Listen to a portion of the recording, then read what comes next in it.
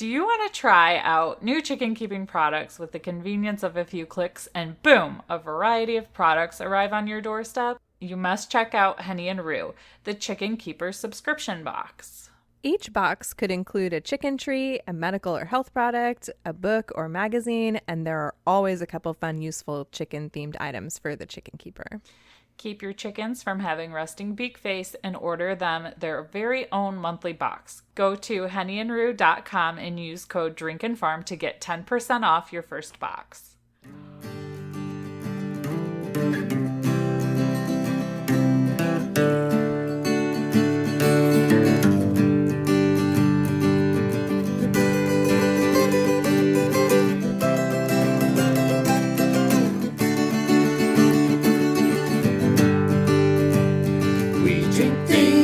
Farm things, we drink and farm things.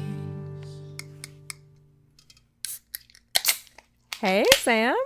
Oh, hey, Bev. What you drinking over there? I just opened a platform beer company, S'mores Yummy, Ooh. which is a sweet potato ale. And I'm really excited about it. I think I may have drinking this last year, but I can't remember. But Drinking? Drinking? Drinking? Drinking? Drunken? I haven't drunk anything yet today. I mean, not with alcohol in it anyways. What are you drinking over there? So I just opened up a New Holland Brewing Ichabod, which is a pumpkin ale made with real pumpkin, cinnamon, and nutmeg spices. And New Holland Brewing is in Holland, Michigan. So a good local beer. I've been hanging on to this one for a few weeks because now we're officially in fall.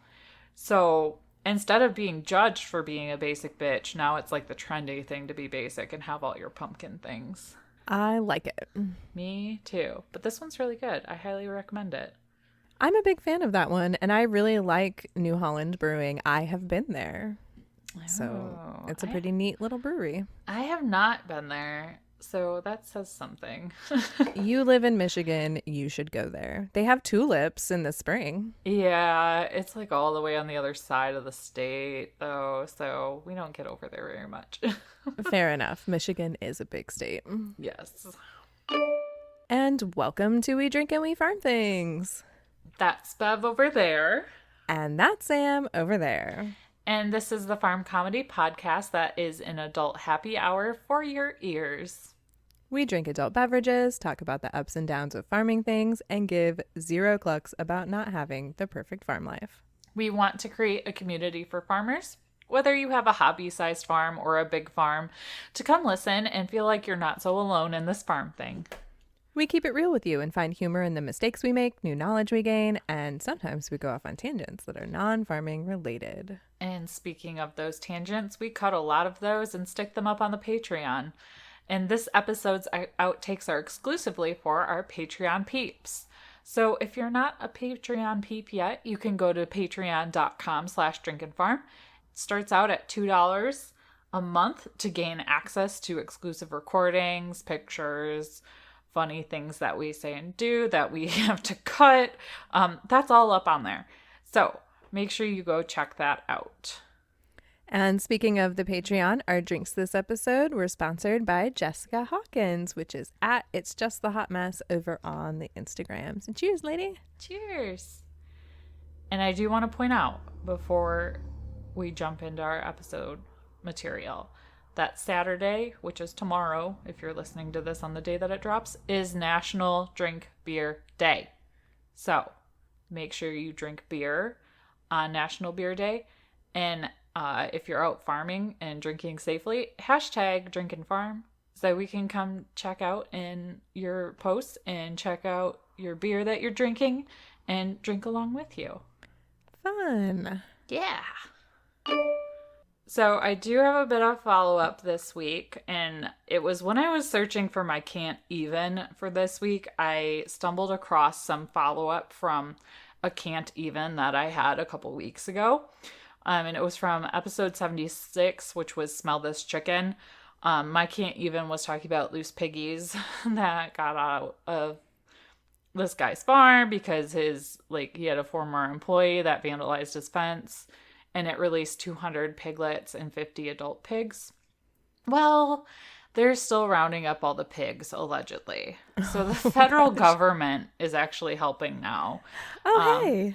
Yeah, but this whole thing is just kind of makes me shake my head a little bit, because the farmer thinks that about 100% of his pigs have made their way back home.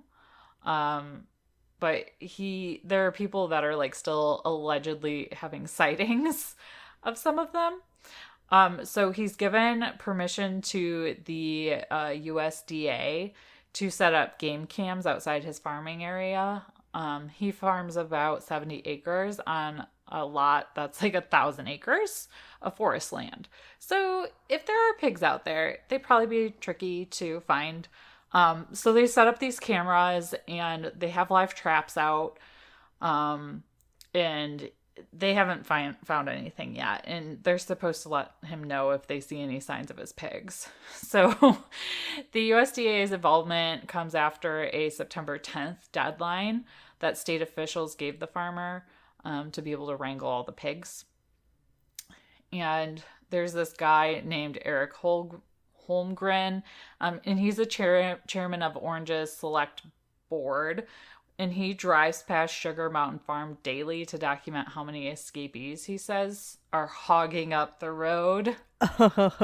Yeah, good job, Boston.com. And the surrounding areas.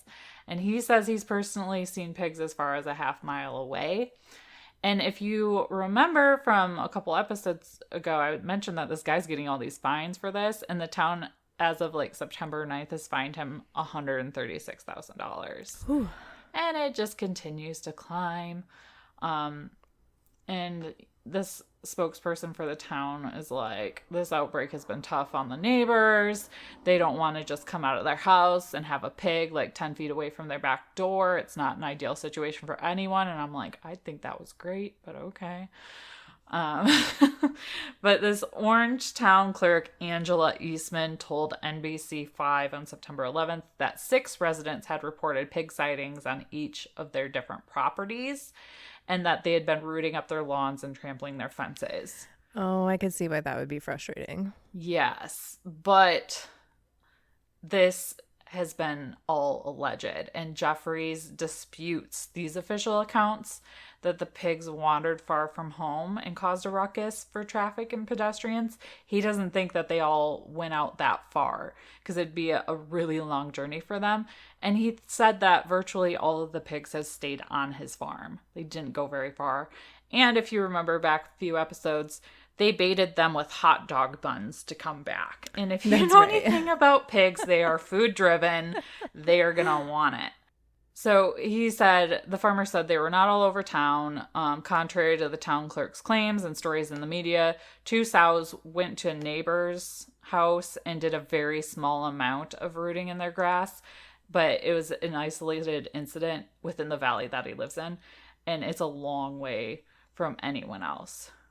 So state officials have expressed concerns about these pigs being loose because, allegedly, per Vermont Agriculture Secretary Anzen Tebbetts, domestic pigs, if they become feral or wild, can be very destructive to the environment. They can destroy habitat, crops, and they can destroy lots of things in the environment other than, habitat and crops. Jeffrey said fears that the pigs will go feral is pretty dramatic. The farmer says the pigs don't have the right genetics to go feral and that they would not survive the winter. So it seems like there's a lot of he said, she said, and a lot of made up stories that are kind of happening. So it's one of those situations where it's like hard to know what's true, and it's tough to know like if the media is just taking people for their word without any real evidence that these pigs are like running amok. So I feel bad for this guy, but I hope it gets under control. And now that the USDA has stepped in, maybe they can clear up some of these potential accusations about what's actually going on.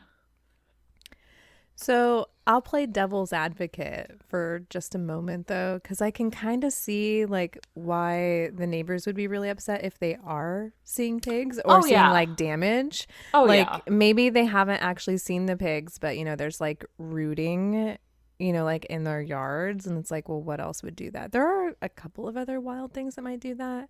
I don't know. Maybe there is like a wild population of pigs too that There's just not. happens to be. Oh, there's That not. was Oh, in okay. that article. They found like one a couple months ago that's unrelated to this incident. Oh, But there okay. is no feral pig community in that area. And I Oh, kind of okay. feel like if what you're saying as the devil's advocate would be true, that the media would be reporting with pictures and video evidence, and they are not.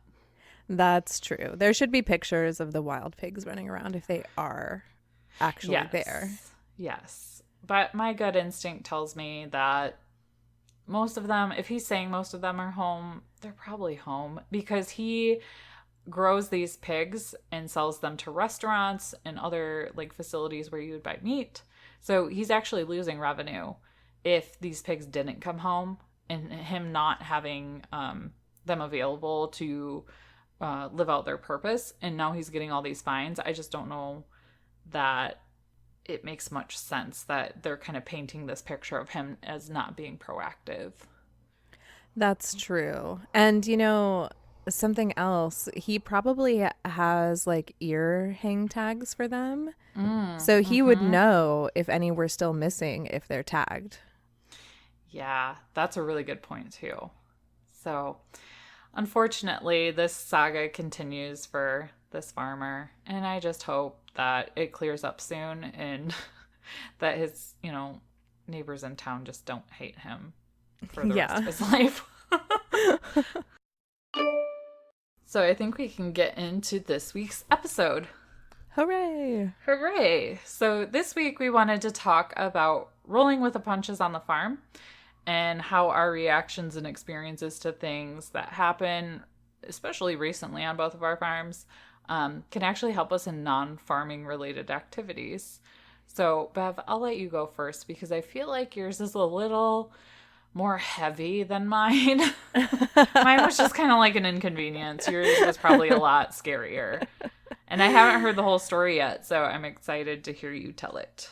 And this story has kind of been formulating in my head for a while. Like I posted a little tiny something about it on Instagram, but like I didn't know where to start because it's kind of a hard story to tell because it's like so many things have just been like happening around here. I think it's just the time of year and like the season that I'm in my life. I just like have felt kind of overwhelmed by everything.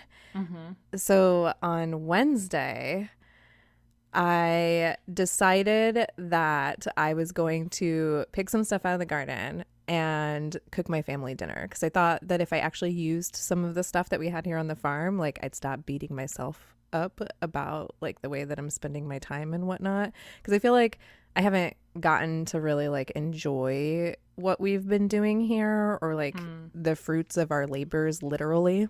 Because I've got like garden beds full of peppers and things that are just like rotting because I don't have time to go out there and pick them. And even once I pick them, I don't have time to save them or cook with them. So I'm just like, all right, to like get some of this guilt off my shoulders, I'm going to make my family dinner. And one of the things about using fresh produce from your garden is that picking it and then washing it and prepping it for use always takes longer than you think it's going to. So in hindsight, I don't think that this was a very wise decision on my part, considering like all of the crazy things that have just been happening around here. And so like in the moment, it actually just made me like even more stressed out. So I'm rushing to make dinner in the kitchen. The sun is quickly setting. So in my head, I'm like getting even more angry and frustrated. So I'm like, great, now I got to go do farm chores in the dark because, that's really fun. And then my son walked in and he's like, can't you hear that goat screaming? And I was like, no, I can't hear a goat screaming, but they've been like super obnoxious lately. So will you just peek your head outside and see if they're just standing at the gate screaming because they think I need to come feed them or something, or, like if there's something really wrong. And he did. He opened the door and he looked outside, and apparently everything was all fine at first because he started saying, "Oh, yeah, they're just standing at the gate. Oh, wait, Mom, Herc's on top of one of the goats." Oh no. And then I could hear like the screaming, and you know that pitch, that goat pitch yeah. of screaming. And I'm like, oh my God. I'm like, I've got dinner on the stove. Like it's actually sauteing like inside the pan. I'm like, this shit's going to burn. All of this is going to go to waste. Like whatever. I just like, I dropped it. Luckily I was still wearing my boots because I'm terrible and I wear my boots in the house. I just like beelined it. I'm not a runner, but I ran out to the pasture so fast because I was like, I could hear the screaming. So I was like, this is serious. This is not what we've dealt with in the past. And I'm waving my arms, I'm yelling, I'm clapping, I'm saying, Herc, Herc. Because when I say his name, he usually comes. He like comes when I call like a dog now, which is really cute. He saw me and he just like perked his ears up and he stopped what he's doing and he just like trotted over to me. Oh my God. Like he was so happy to see me. And I'm like, oh my God. I'm like looking, I'm like, all right. The goat got up. So that's a good sign. So she's standing there and she's like fast panting and she's like, and I'm looking and I'm like, all right, what am I going to do about this? Right. So I was super relieved that it didn't look like he was doing it out of, you know, like malice or anger, because you know some animals are just kind of jerks and they'll attack other animals to be a jerk, and it doesn't look like he was doing this in this case.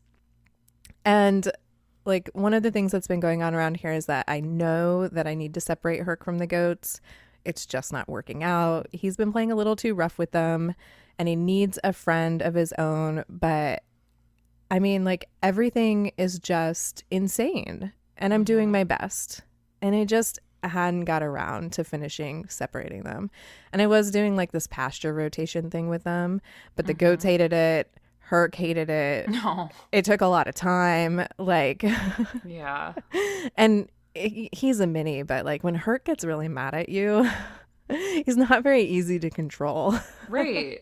He's a bit, for a mini, he's a big animal. There's a lot of power there. Yeah. There is, and he's super strong, and like I don't want to let him like, you know, strong arm me and make my decisions for me, but I thought like, you know, if he's yelling so much because he misses them and they're acting like they want to be around him, like I should just put them back together and then build the fence and, you know, like see where we end up with.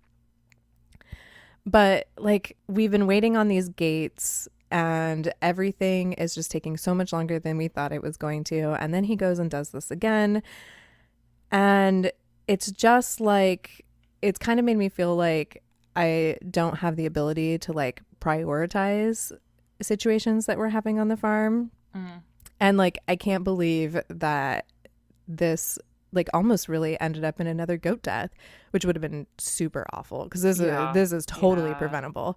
Like, you know, getting like a sickness or an illness is one thing, but like knowing that your donkey is kind of being a little too much with your goats and then like leaving them together felt just like super irresponsible, like in my brain. And I'm sure like to anybody on the outside that was watching, they're like, well, why didn't you just? Well, it's never really that simple. Right, exactly. It's so easy to say that when you're on the outside of the issue. Yeah, because like everything just takes time. Like I can't get the right size gate. None of the farm stores in our area sell it.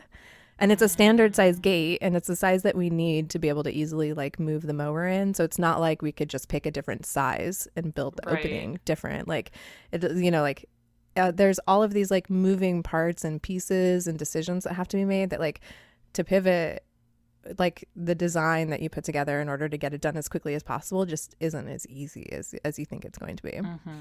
But like, don't worry, she's totally fine.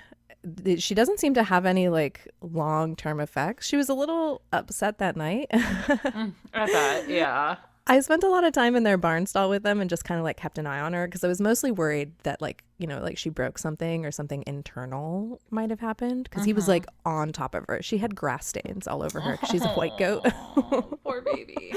Yeah, and she was breathing so hard, her nose and the inside of her mouth and everything like turned like an ash gray color. Like she wasn't getting enough Aw. like oxygen. Yeah. And she might probably had a little bit of shock going on too. Yeah. She's like, not again. Yeah, because it's the same goat that he picks on. He doesn't pick on Yeah. any of the other goats. It's just this one, which is So just like interesting. totally driving me crazy. Yeah. But they are permanently separated. We found a solution. It's kind of hodgepodgey, but it's permanent and it'll do until I can get the damn gate that I need. See, and that's sometimes that's all you can do on the farm too, is like, all right, this has to happen now, and it's not going to be pretty. It's going to be thrown together, and it might be inconvenient for a while, but it's the necessary thing to do. Like, we've definitely had to do that here. Yeah. Oh, and for those curious, dinner didn't burn either, and it was delicious. Yay! Success! So somehow I managed to be successful that evening. We didn't eat until Yeah. like 8 p.m., but still. Hey, you know what? Nobody went to bed hungry, so that is a win. That's right, and nobody died. So Exactly. See, 2 wins. yeah. Double win. So I was actually like struggling to come up with like what we learned from this situation because in the moment, like I was just like, it was all shit. There's nothing to take from this. It's all awful because that's just where I'm at, like in my mental space at the moment. But like when I really thought about it, like I realized like being mentally prepared for chaos, I feel like really helped me kind of deal with the situation in a reasonable manner. Because like when I had the adrenaline pumping and I was, like running out there, I somehow had like the mental wherewithal to not be mean to Herc. Like I didn't say anything mean to him. I wasn't like aggressive towards him or like try to chase him away from them.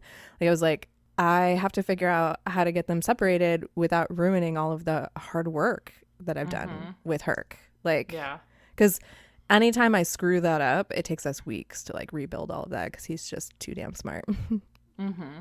And so like I wasn't mean, I wasn't aggressive, I didn't like try to push him or like hit him with anything. Because like when you're in those kinds of situations, sometimes you can just kind of react and you think that reacting Yeah. physically is the way to make it okay.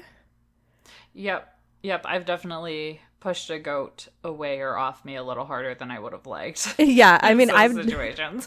I've been there too. Or just like yell at them out of frustration. And it's usually when I'm frantic already, going into the situation, especially if I have to do something by myself and I'm frantic, then they just go like freaking crazy, especially if you have like food and they're hungry. They might like knock it out of your hand. They might be running into you. But if I'm calm when I go into that situation, they're more likely to chill out. And we kind of talked about that when we talked about pig behavior too. Like Yep. you have to be the alpha. And that doesn't necessarily mean like be a dick. Yeah. Like being the fair leader also means like being cognitively aware of how your behavior can either add fuel to this fire or figure out how to like extinguish it. Right.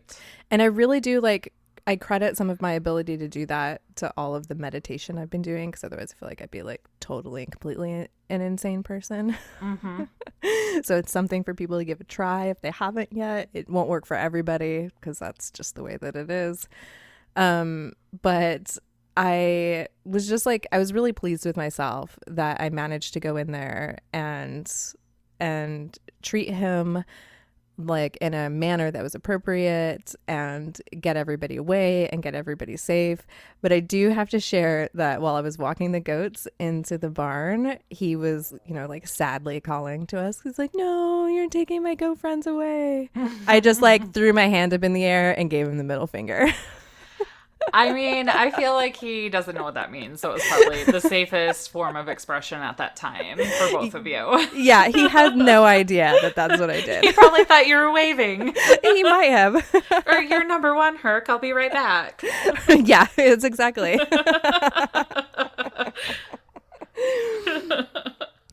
So my real world application for this was that like this is actually a really great way to just deal with people because you know we all have different personalities and tendencies, and we aren't always going to like each other or like the way that another person acts or behaves. So when that happens, I will try to be more mindful in the moment and just like walk away and give them the finger when When they're not looking. looking, right? Yeah. I was going to add that. Just to make sure they're not looking. Yeah, Just make do sure it they in- aren't looking. Be do it in your kind, brain. but just like, because you don't have to like everybody, and you don't have to like the way No, everybody acts exactly. all the time. Just like you don't have to like the way your animals act all the time. Right. But you're responsible for your reactions to people. Yeah, absolutely. Yep. Oh, that's a good one. So, and that's not always easy to do. Oh, no. No, especially in a adrenaline, like high pressure situation. Like I had something similar at work this week that was really intense, and it wasn't directed to me, but I had to jump in and help diffuse it. And it was like, I couldn't believe like how well I handled it and how I was able to keep my cool. So, and I think that is because of situations like this, like where you're in these intense situations and you can't lose your shit when everybody else is losing their shit. So, I think it's really neat that that is something that you took out of this situation, because I think it's totally accurate. And it's one of those things that I think you get better at it with practice. Yeah. And this is a definitely. safe place to have that practice, sort of. You Right. know, like, because it's not with other people. Like, it's Right. with your animals still. But, like, Yes.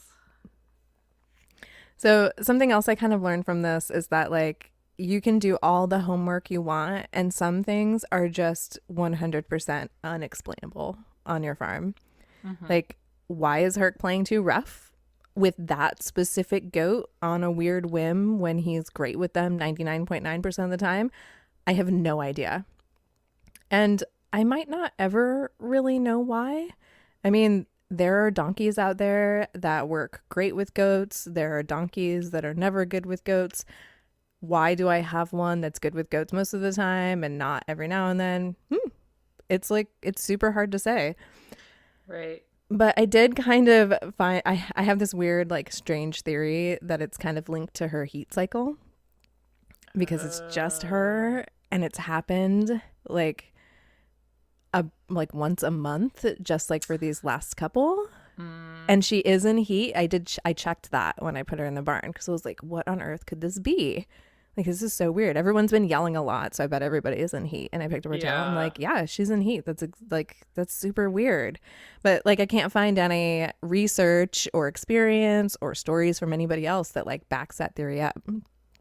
So, like, the real world application in this is that it's okay to not know all of the things, and it's probably not great or healthy to run down research rabbit holes and try to find reasons when there just might not be.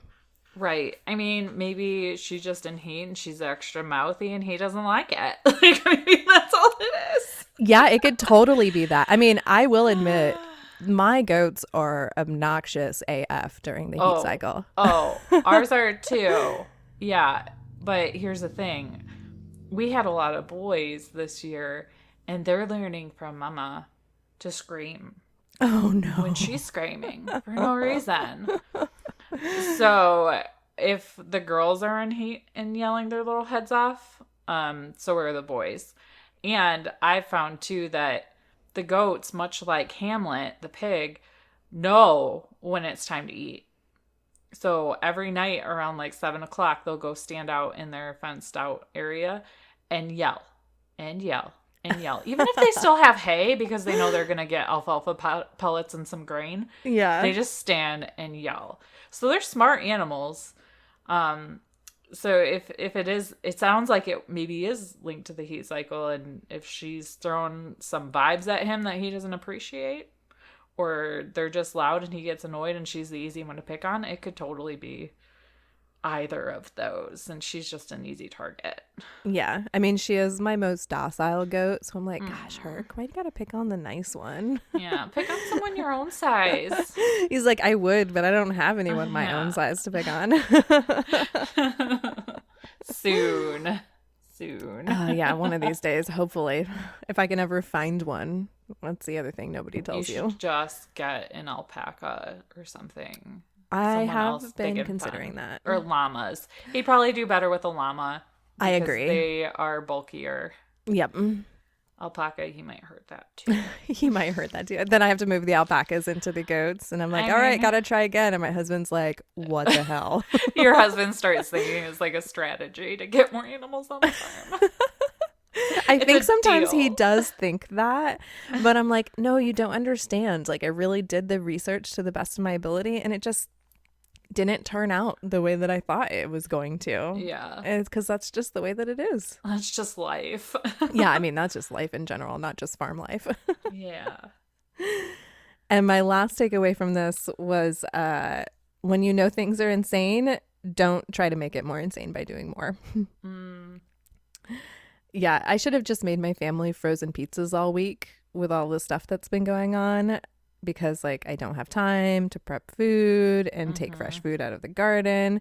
And you know, if I had prioritized this pasture project, like maybe I would have finished it before something happened. But like I won't know because I decided that picking peppers and squash out of the garden was more important at that moment. So like when you feel like something needs to be done, it's okay to let the other things go and just focus on that thing. And something else too, you know, like when you have a garden and stuff rots, when you have chickens or other farm animals, it's not a waste. They Right. eat it and they turn it into eggs for you. Yeah. So like don't feel guilty about that shit. Yeah, my parents gave us a bunch of tomatoes a couple of weeks ago, and I just couldn't get through them fast enough. Like, I don't have the stuff to do any canning or anything like that. So, for the ones that ended up starting to, like, go bad, I just went and threw the tomatoes into the pit where the chickens hang out during the day.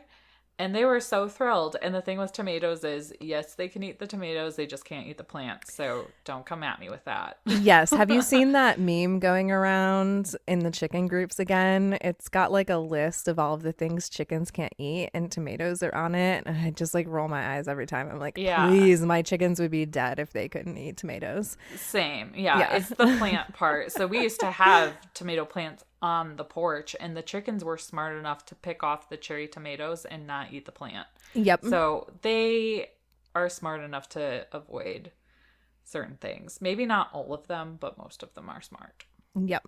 Yeah, they are. All right. So I don't know how I'm going to follow that, but hopefully this will warm people's hearts. But I came home from work on Thursday a little early because I had to work a maintenance window for my health IT job. And I was excited to have the opportunity to get home before I had to sit back down and go back to work. And was able to start like to do some of the chores and make dinner so I wouldn't have to, kind of like your situation where you're like kind of felt guilty that you were just making like a frozen meal and you're like, no, I should make something like from fresh ingredients and be healthy because I have the time to do it. Even though I was like feeling incredibly frantic Yeah. myself. So I get out of my car and I'm in my work clothes and I'm like walking to Cluckingham Palace, and I opened the door and looked down and saw that one of our eclipse baby chickens, as I call them, she was born like 2 years ago during the eclipse. Oh, yeah. She was hanging out with 7 babies of her own. Oh. Yeah. So this mama has been broody on and off for months, and she wanted to be a mama so badly. So I wasn't totally shocked that she was the one toting around all these chicks. What I was shocked about was that she had a nest somewhere, because I had been taking the eggs out, not letting the broody sit on them. So I swore that I heard peeping out behind the barn like a day or two before this, and I couldn't find anything, so I shrugged it off. But here I was in the coop, in my work clothes, thinking, what the F now? My plan for my whole free hour just went to shit.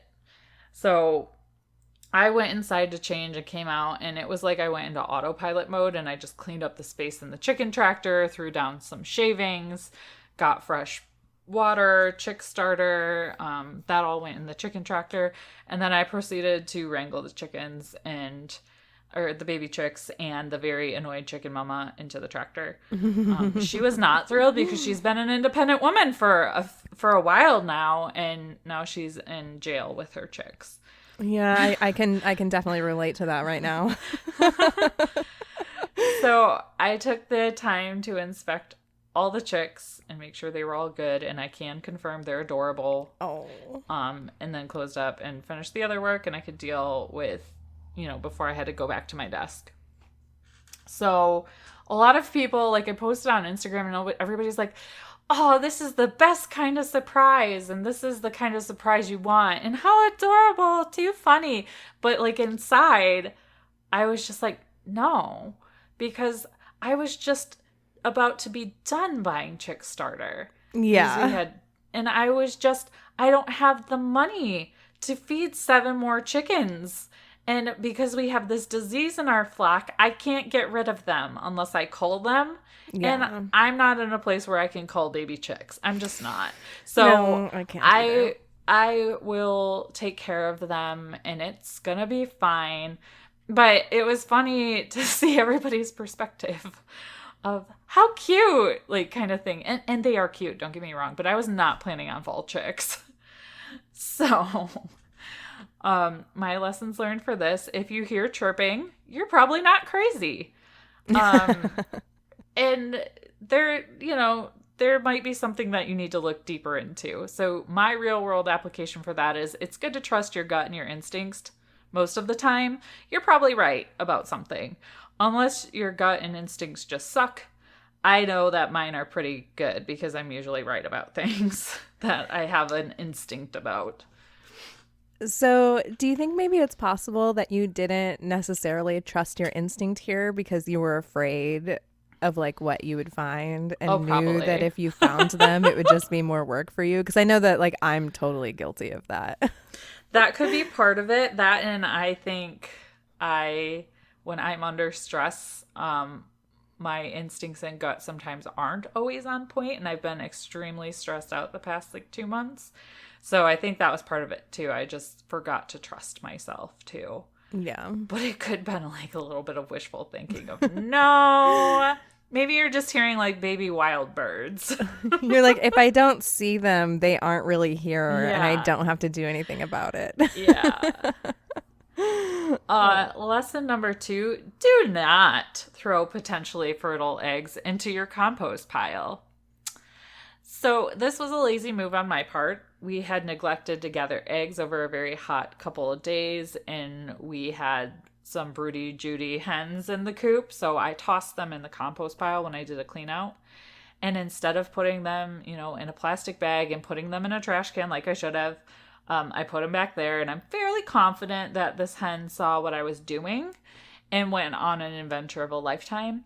And because we have so many chickens, if she was out there all the time, I just didn't know. Yeah. And while everybody else is free ranging, if she came out to free range too, then it just looked normal. But she probably, like, would go back there, and if she walked away, the compost area could probably have kept the eggs warm enough. Oh, yeah, absolutely. So my real world application for this is that the easy way out sometimes will come back to bite you in the ass in some way. Even if it's, like, a cute way. It will haunt you. I mean, being bit in the ass in a cute way is kind of fun. Yeah. It Like, could have in been hindsight. much worse. No pun intended. Right? Hindsight. Oh, one other thing you could do, and the environmentalist in me is like, don't put them in a plastic bag, put them in the trash, just break them. Yeah, but then my chickens eat them. Oh, that's true. Yeah.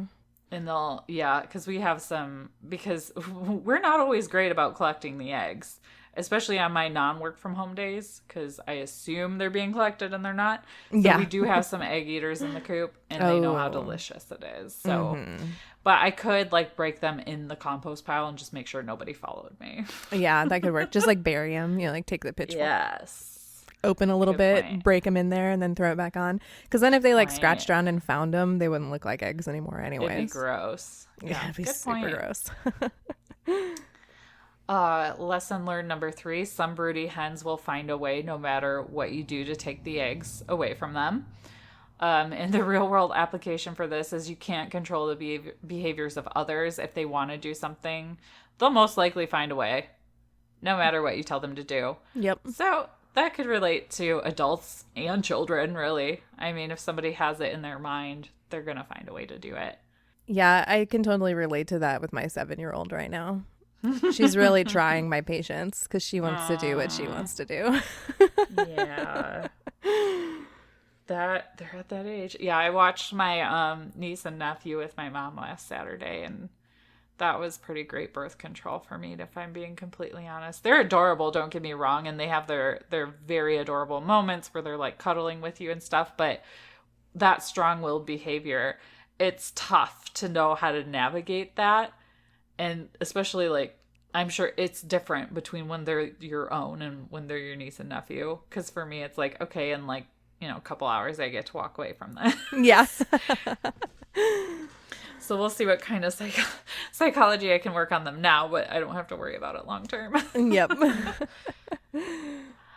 And lesson learned number 4, it's okay to have a WTF moment, but you need to refocus on the task at hand and get animals what they need in the moment. And I think this ties into like your first one where, you can have that moment of, but you got to get your shit together and just handle it. And then if you need another WTF moment after that too, that's fine.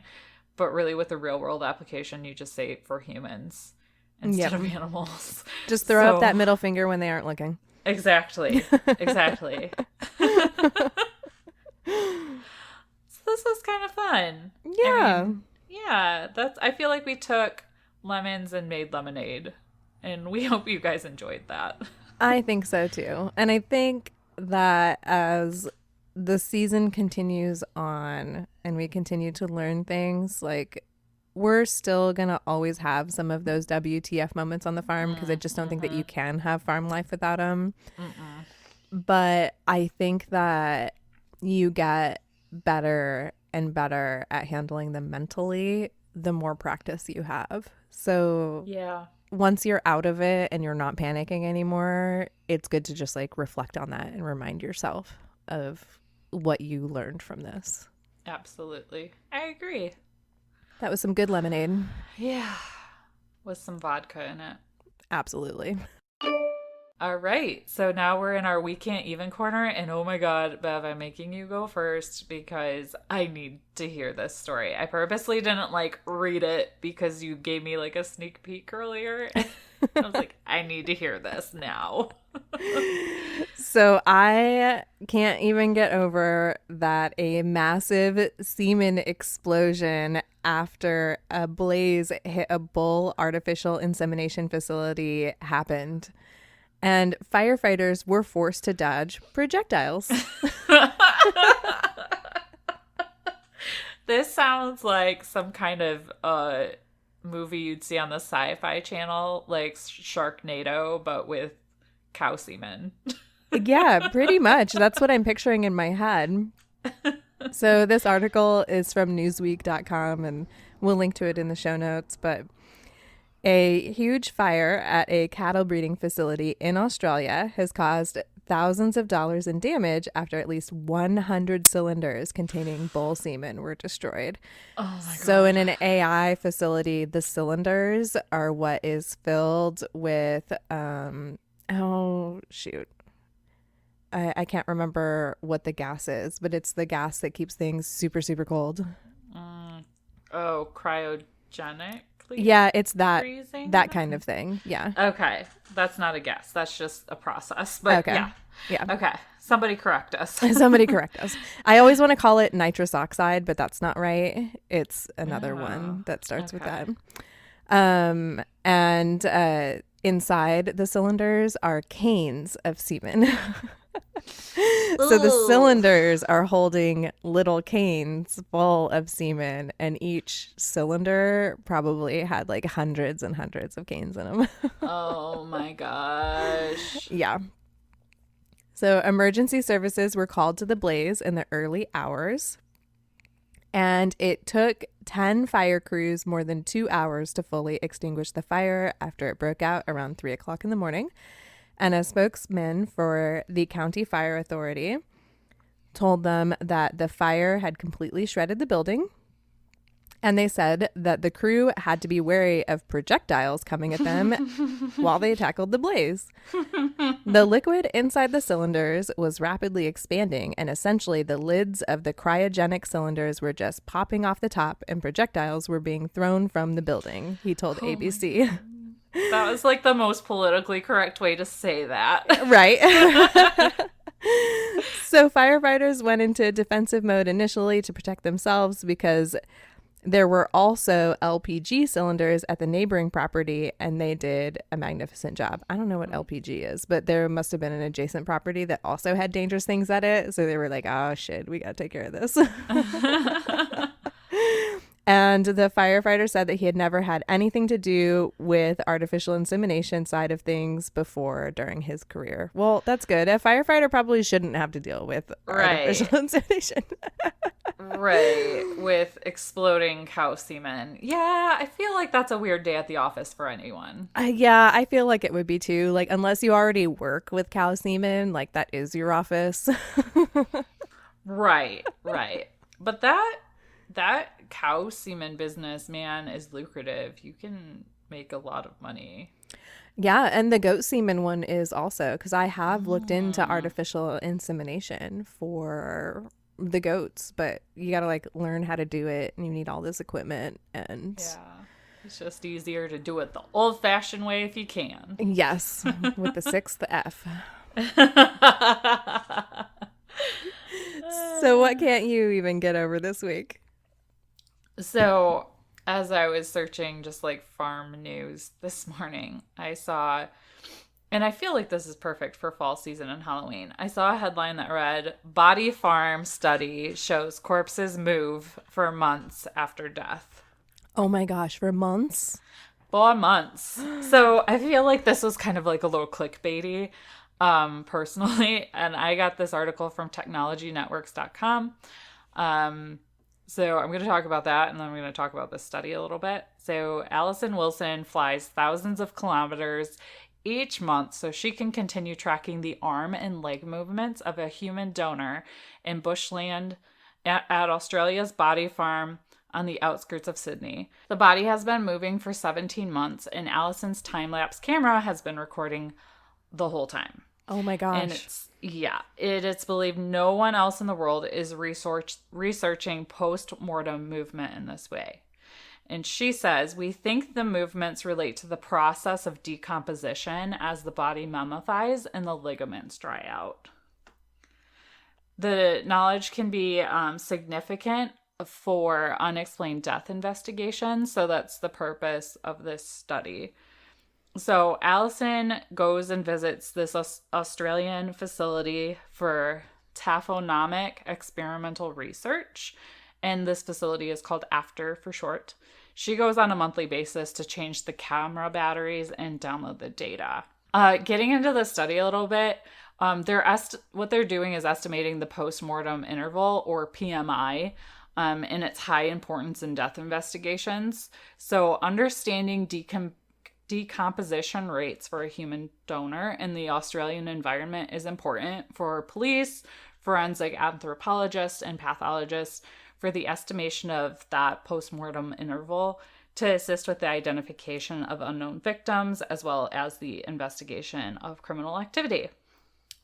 So this study has one human body that was donated to after 24 hours after his death, and he's a mature male who died of natural causes, had some minor scrape type injuries on his legs, but nothing major, nothing traumatic, like a murder or anything like that. So within those 24 hours of his death, he was placed outdoors at after, laying on his back on top of unaltered soil on the ground and inside a cage, which is like just over 4 meters high, 2.5 meters wide, and 4 meters long. So for you Americans, you might need to do some calculations for feet, but it's a pretty big box. I have no idea what any of that means. So I think they're like, what, 3 feet to a meter? Sure. Okay, I have no so it's a idea. big box. It's a big cage. Yeah, it sounds like it. And this cage has a door, so researchers could go inside of it without disturbing the body. And the cage is actually required to prevent scavengers from disturbing the remains and removing hard tissue elements. Because Yeah. remember, you're in Australia, you're just outside of Sydney, you're in the bushland. Like, there's stuff out there other than humans that would mess with this. Yeah, like the dingoes. Like the dingoes. The donor was put in place February 2018, and an image capture was initiated within 2 hours of the donor arriving on the site. So the way this is working, or was working, I think this part of the study is wrapped up, but there were 5 time-lapse cameras that take pictures every 30 minutes. And it's only during daylight hours, and it was for the first 6 months of the decomposition. So they do recognize that there's a limitation with this study because they're not taking pictures overnight. Oh, yeah. So the application of this total body score, and it's a method from this McGessy guy or girl. I shouldn't assume it's a guy. But that methodology is supported by the results of the study. And it turns out that methodology is pretty accurate because they were able to predict the PMI or the time of death from the donor in the Australian environment based on that. But they do point out in this study that it's important to check the body for decomposition first thing in the morning. That produces the most accurate result later in the day than later in the day. So obviously, if checking it first thing in the morning is the most important, like what's happening at night with the temperature change and all of that, and they weren't actually able to capture like photos throughout the night. So they did have one unexpected outcome, they had an expected outcome for the study that the scoring decomposition 5 times a day would be significantly more precise than standard observation studies. The study did not result in more precise estimates throughout it, though, every 24 hours. So basically, my takeaway from this was if you got a dead body, check it in the morning. Taking pictures of it all day probably doesn't really help anything, but it doesn't hurt anything. But I thought this was kind of interesting because, like, I've heard of body farms before, but I'm not sure that a lot of other people have. And it's a different kind of farm that is very important. But when we say we drink and we farm things, we're not thinking body farms. Yeah. But I think this stuff is really important work because these crimes can happen and it's really difficult to nail down cause of death and time of death accurately, especially if that body's been hanging out for a while. Another piece that I thought was interesting was that decomposition happens rapidly for the first 1,400 hours, but after that, it kind of levels off. Oh, yeah, because it's like kind of mummified. Interesting. Yeah. Huh. So technically, you're still moving for quite some time. It's just for a different reason. So a couple of things. So I did know that bodies moved post-mortem because I don't know if you had ever heard of those like emergency coffins, that like they used to make. Yeah. And, like the early like Renaissance age and whatnot. The bell ringers. The bell ringers. Yeah, exactly. And the bell would ring and it turns out it's just because like gas escaping the body like caused a movement. And so that made the bell ring. So I did know that bodies moved, but I'm curious why they didn't use a game camera on the body, because like that would have registered every time there was a movement. And they also have like night vision on it, so they could have recorded all night. I doubt the movement would have been significant enough. Oh, okay. So we're not saying that like during decomposition, like an arm flies up. I'm like picturing in my head like this dead body's like arm going straight up.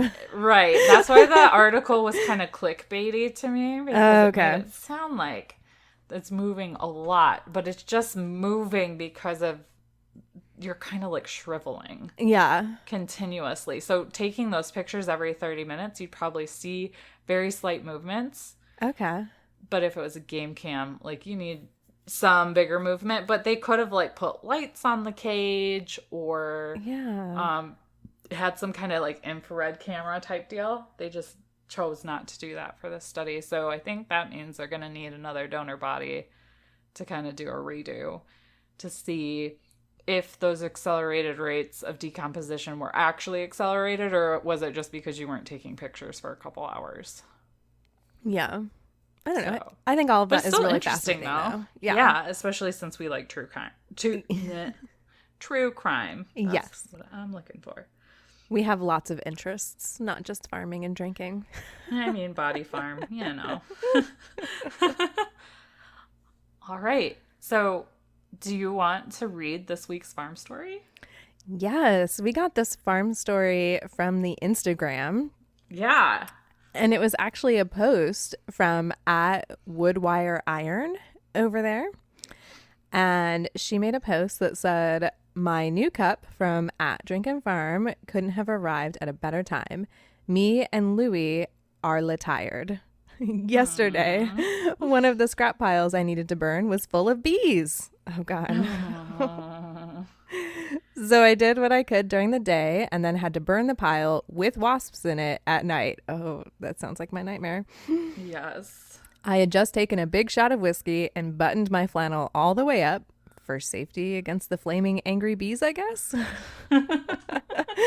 And was going to figure out how to start a ground nest on fire while hopefully not starting my barn on fire.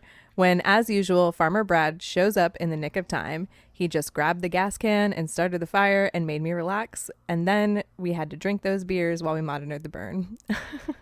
Yes. So that's awesome. I'm glad that our coffee cup just made all of that better. Yeah. Yeah. And you can get your very own at drinkinfarm.com. That's right. And how can they get a discount on that coffee cup? Well, they can get a discount on that coffee cup by doing us a favor and sharing this episode over on Instagram in your stories and tagging at Drinkin' Farm. If you do that, we're going to send you a promo code that is just for this episode that'll give you a certain percentage off in the shop. So what you can do is just take a screenshot or share the picture that we drop in our feed and tag us and tell people you're listening to us and that, you know, they should too. Exactly. Yes. So we are doing a new thing where we read our favorite Apple Podcast review of the week. So be sure and leave our podcast a review. And if you don't have an Apple product, you can still review us by downloading iTunes to your regular old desktop or laptop computer and leaving a review there. Yes, and make sure you put your Instagram handle or your full name in there so we know exactly who you are and how to find you. Because if we pick your review, we're going to read it for that week. At the end of the month, we're going to put your names in a hat, draw the name out of the hat, and you'll get an exclusive coffee mug if you win. And this coffee mug will not be in the shop, and it never will be. So the only way you can get it is by leaving us a review and being the lucky winner. And this week's review is from CM Chicken, and the title of the review is Favorite Chore / Driving Podcast. And she says, well, I shouldn't assume she. This person says, such a great podcast. I listen when I'm driving or doing chores and completing my chicken, garden, dog, and horse setup. And it's such a great podcast to run through. Bev and Sam are awesome and love hearing their experiences and resources. So thank you so much. Those are such nice words and we appreciate them. And your name will be put in the hat for the drawing at the end of the month. Yeah, thanks. So be sure and hit that subscribe button and download the episode when you listen, because this helps more people like you find the podcast. Yes. And make sure you take a look at today's show notes to find links to the articles we discussed, a survey to tell us how we're doing, a Facebook community, and our merch shops. And thanks so much for listening, guys.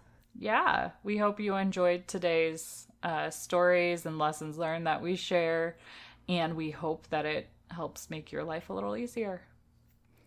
And until next time, drink Farm and give zero clucks. Bye, guys. We drink things, we farm things, we drink and farm things.